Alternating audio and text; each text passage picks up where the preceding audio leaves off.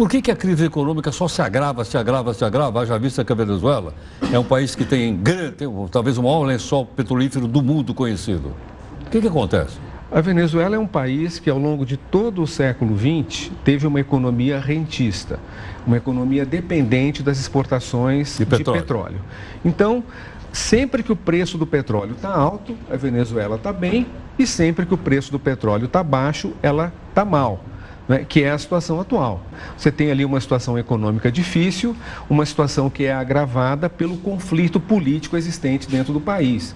Você tem um empresariado venezuelano que está maciçamente contra o governo e sabota a economia de todas as maneiras. Eles retêm os produtos, não colocam os produtos à venda, gerando uma situação de escassez artificial. Artificial? Né? Artificial, porque isso é feito de propósito, né?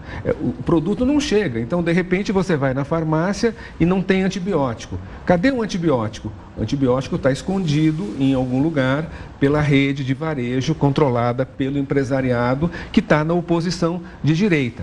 Isso não é novidade, a gente já viu isso na história da América Latina no Chile, quando havia um governo socialista do Salvador Allende que foi boicotado e sabotado de todas as formas até um golpe de Estado. Agora, Igor, há interferência externa nessa briga aí ou não?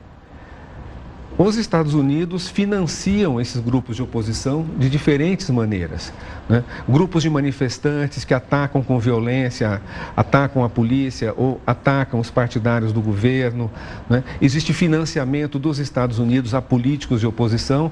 Todo aquele roteiro que a gente já viu no passado no Chile, do Salvador Allende, está se repetindo agora na Venezuela. E internacionalmente há uma campanha que envolve os Estados Unidos, agora o governo do Brasil, da Argentina, de outros países, para isolar a Venezuela, para favorecer um golpe de Estado da oposição. É uma postura muito lamentável essa do governo brasileiro de interferir na política interna do país. O governo brasileiro mudou de posição.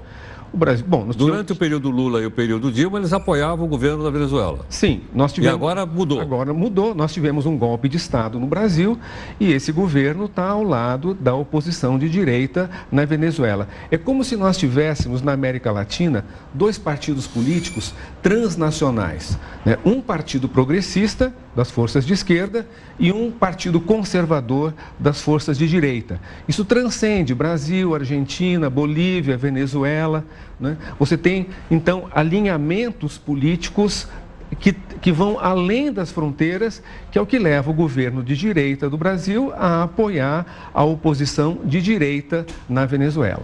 Vou te perguntar rapidamente o seguinte: a saída seria eleição ou não? Ou não tem eleição marcada? Existem eleições no ano que vem, 2019, aliás, 18, né? No final de 2018. Né? Então, tem que cumprir a Constituição. Em vários aspectos, a Venezuela é muito mais democrática do que o Brasil. Lá tem um presidente que foi eleito. Aqui nós temos um presidente que não foi eleito. A presidenta eleita foi tirada sem ter cometido crime nenhum. Lá, o líder da oposição vai poder ser candidato nas eleições. Aqui, o líder do que agora é a oposição está ameaçado de ser impedido de se candidatar. Então, falam da Venezuela, mas vamos olhar para o Brasil. Se algum país tem que ser suspenso da OEA, esse país deveria ser o Brasil e não a Venezuela. Ok. O professor Igor Fuser, professor de Relações Internacionais da Universidade Federal do ABC, está aqui gentilmente conosco. Igor, há uma tendência, você falou agora, explicou de uma maneira muito didática, né? Tem duas grandes forças, uma conservadora e outra progressista, né? Esse pêndulo está indo em direção às forças conservadoras? Você citou o Brasil, a Argentina, onde mais citou? O Paraguai, que mais? Chile? Não, Chile não. Chile tem um governo de centro, digamos assim. Tá. É muito complicado usar essa imagem de pêndulo, porque parece que é um fatalismo. E não é. Que vai para um lado, que vai para o outro, e nunca é só para um lado ou só para o outro. Nós tivemos agora eleições no Equador, em que o governo de esquerda progressista ganhou até por uma margem considerável as eleições no segundo turno, né? Então as coisas não são assim tão simples, né? Se você olha para a Bolívia, por exemplo, as pesquisas dão uma ampla preferência ao Evo Morales, embora ele tenha perdido por pouco um plebiscito onde ele pedia autorização para poder se reeleger mais uma vez, né? Agora no México vai ter eleições também, E a esquerda está disparada Quando é na que a frente. eleição no México? Eleição no México é, se não me engano, no final do ano. Final do ano. Final Só desse ano. porque nós vamos, Né? vamos acompanhar. Então, o López Obrador, que já concorreu outras vezes, foi muito polêmico, porque aparentemente ele ganhou as eleições, mas o resultado oficial foi o contrário. Mas agora ele está disparado na frente, até impulsionado por esse conflito entre o México e os Estados Unidos. Ou muro, o México e o né? Trump. Exatamente. O Trump está ajudando a esquerda no México, sem querer. Obrigado, Igor. Obrigado pela gentileza. Valeu, Heraldo. Obrigado, viu? Muito obrigado.